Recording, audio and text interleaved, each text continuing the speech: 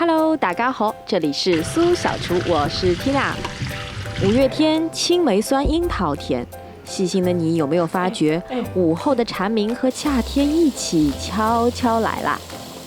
家门口的快递盒里躺着满满一箱圆圆的青梅。小朋友乐开花，不见竹马，独自弄青梅。遂酿作美酒，来年花开莫徘徊，举杯共饮开怀。本条视频含有酒精，未满18岁请在家长陪同下观看，谢谢。酿酒用的青梅个头不用特别大，最重要是新鲜，要饱满翠绿的，像这样或者这样的，有瑕疵或者虫洞的，通通都拿走。我知道大部分的朋友会说，想喝美酒嘛，日料馆子里点一杯就行咯。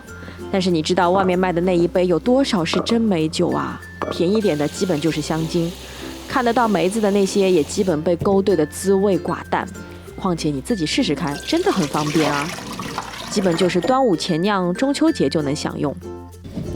毛茸茸的青梅最是新鲜啦，清洗的时候要用粗盐揉搓，一来给它们做个磨砂清洁面膜，二来也可以洗掉部分青梅的涩味，让酿出的美酒更香甜。有句诗说，黄梅时节家家雨，青草池塘处处蛙。江浙一带青梅时节就大约在现在5月这个时间，两广或者福建会更早一点，大概在4月。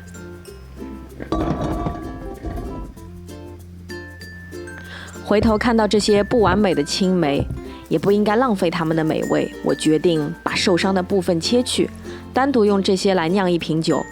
你们觉得它会不会给我一点惊喜？评论区留言告诉我你们的想法吧。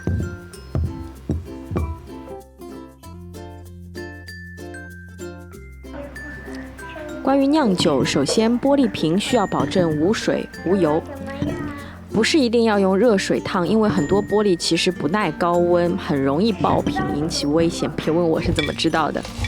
可以用洗洁精洗干净，然后晾干就可以了。其次，糖的选择最好使用黄冰糖或者蜂蜜、枫糖都可以，比白糖的味道要更好，而且颜色会更漂亮，有层次感。传统的酿法通常是需要1年或者更久，我们会看到有3年或者5年陈的，所以会选择高度数的酒，比如高于40度的，这样便于储存。但缺点也是很明显的，这类高度的酒酒体很重，喝起来酒精味道很大，而且需要的时间非常久，储存不好就容易变质等等。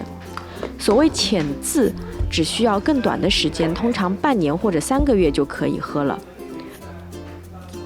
用纯米酒、日本清酒、韩国烧酒或者 whisky 都是可以的，度数选择20到30度的也行，当然你喜欢高度数的也没问题。唯一就是对酒本身的品质会有一点要求，因为酒本身的味道很重要啊。做菜用的米酒就不太合适了，个人经验的话，用韩国真露或者日本清酒做出来的很棒。有点甜是不是？用甜起来。最后举起酒瓶，斟满你喜欢的酒，记得把气孔封上。记得在第1个月每周摇晃一下，帮助里面的糖融化，防止沉底。半年过后，秋高气爽，月黑风高，记得给我留个言，请我云喝一杯你酿的酒哦。别忘了订阅我的频道，每周都有新的美食灵感。苏小厨，下期再见喽，再会。